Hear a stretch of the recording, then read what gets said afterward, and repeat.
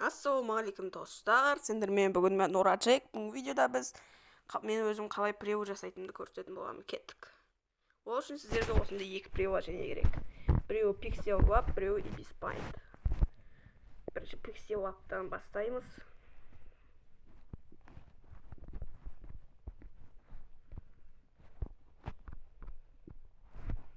Допустим, пустой местаны таңдаймыз, сосын өзімізге текст жазып аламыз. Бұл яғни текстке арналған приложение. Сіздер өздеріңіз осындай фонттарыңыз болу керек, немесе мен өзімнің осындай фонттарым жиналған пакымды сатып алсаңдар болады. Бағасын ВК-да келісеміз. Осы жерден өзімізге ұнаған фонтты таңдаймыз, яғни текстті. Мен көбінесе осы Monster Black қолданам. Сосын мысалы текст жазамыз. Жасайды. Мені жаздық осылай. Осылай дайын. Енді түсіне назар аударамыз. Мысалы мен бұл түсті ақ қылам деп шешемін. Ақ және мына плюсті басып ортасына қоямыз да. Осындай сұрвал түс таңдаймын. Әркім өзін ыңғайлы таңдайды. Мен өзіме сұр түс ыңғайлылықтан сұр түс таңдадым.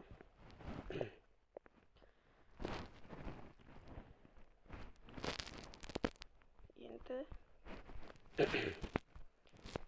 түсті өзгертетін боламыз. Қазір кішірейтетін боламыз. Бөлік жасайтын болдым, өйткені сыймайды екен. Қалай превью жасайды. Картиндарыңды енді үлкейтеміз.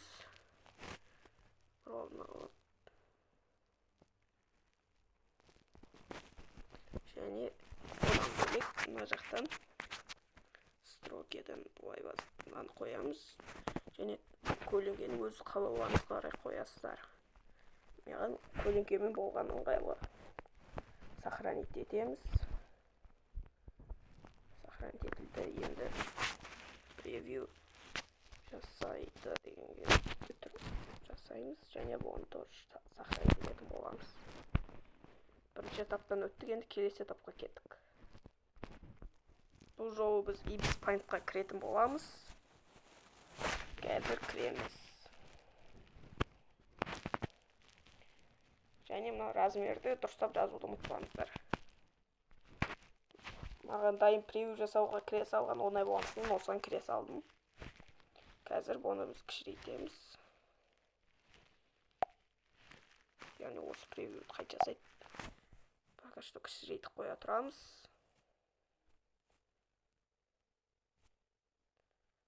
Қазір бір слой жасаймыз, астына қоямыз. Және де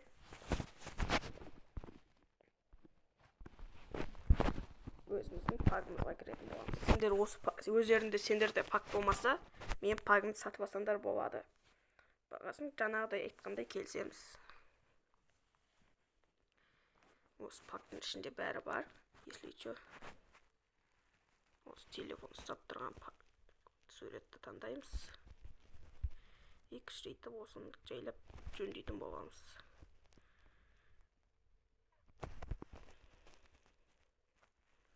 Осылай бір бұрышқа қоямыз.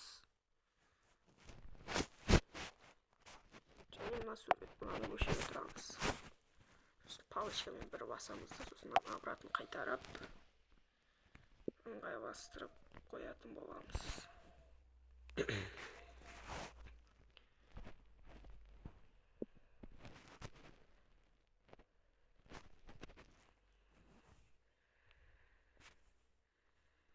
Бір нәрсе дұрыс емес болып кетті, күте тұрыңыздар.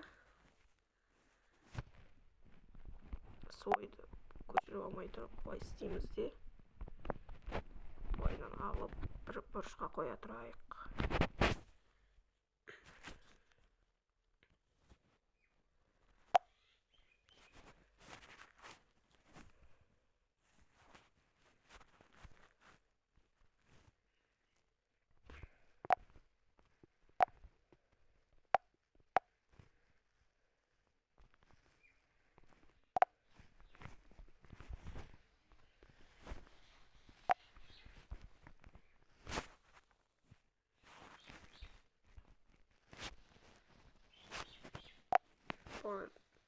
қазір дәл осы превьюға обратно қоятын болады.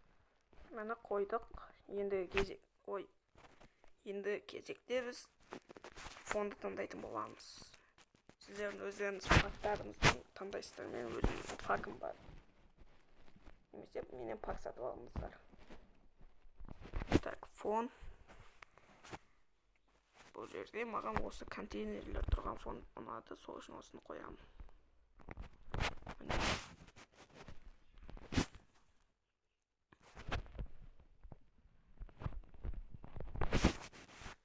Енді өзімізге персонаж таңдаймыз.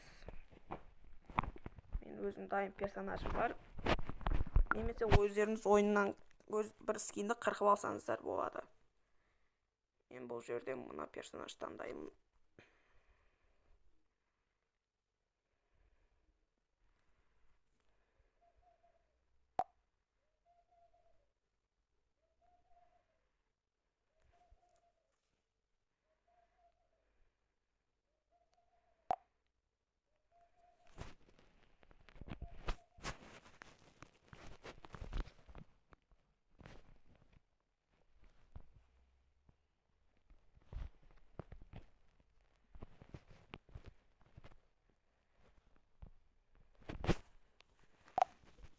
Көріп тұрғандарында енді көптеген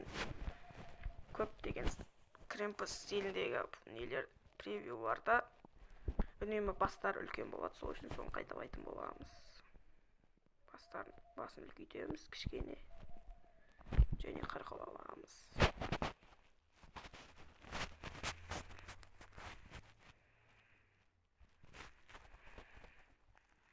Аккуратно қырқамыз, ұтып алмау үшін.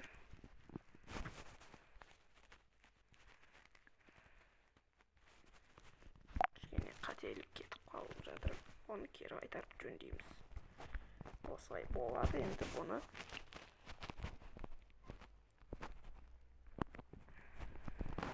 орнына қоямыз. Примерно осы мойын жақтарына қою керек, сонда ыңғайлы көрінеді.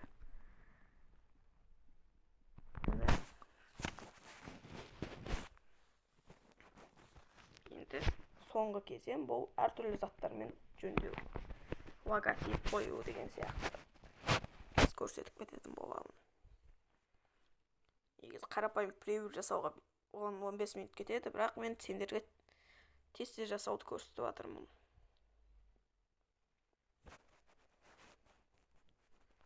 Бұлай жайлап майыстырып мына бұрышқа қоямыз. Және соны клонировать етіп, бұлай екінші жоғары төбеге қоятын боламыз. Және мыналарды біріктіреміз. Және бұны астыңғы жақтарға қоятын боламыз.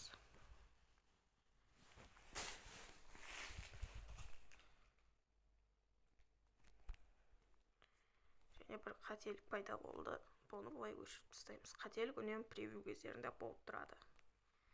Сол үшін қателік жасаудан қорықпаңыздар.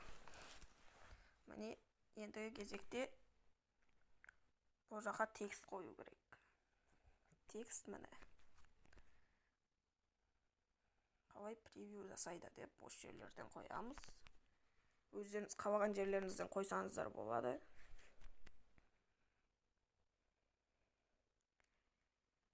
Яғни мынау персонаждың артында қалып қалды десеңіздер, өткен персонаж жоғарырақ тұр. Оны төмендетеміз. Болды. Енді логотипті де төмендету керек. Екі текстті қосамыз, және логотиптерді қосамыз. Және превью тексті ең жоғарысына қоямыз. Мінекей. Логотип көрінбей қалды. Оны бұлай жөндейміз. Міне логотип көрінді. Ендігі кезекте біз әртүрлі заттармен әрлейтін боламыз. Менде көптеген осындай логотиптер бар. Кез келген ойынның прочидан кіреміз. Және осындай стрелкаларды қоятын боламыз. Өткен олар превьюда көп көмектеседі. Кішірейтіп осы жерлерден қояйық. Бұны қалай логотип сияқты клонировать етеміз де мына бетінен қоямыз. Міне бұл сәл қисықтау тұрып қалды, сол үшін осылайынан қоямыз. Енді ең бастысы кезең, енді оны әртүрлі болт және тағы да басқа заттармен әрлейтін боламыз. Оны мен эффектті де бөлек қып сақтап қойғанмын. Енді артқы фонға осындай жарық қойып қоямыз. Және превьюға арналған осындай болттармен әрлейтін боламыз.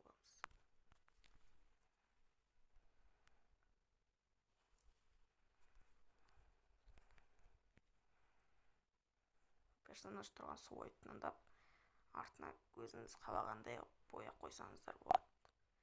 Персонажды астындағы суойды таңдаймыз. Олай көлеңке жасасаңыздар да болады, бірақ мен бұлай жасамайтын боламын. Осымен почти превью дайын. Оны сақтаймыз.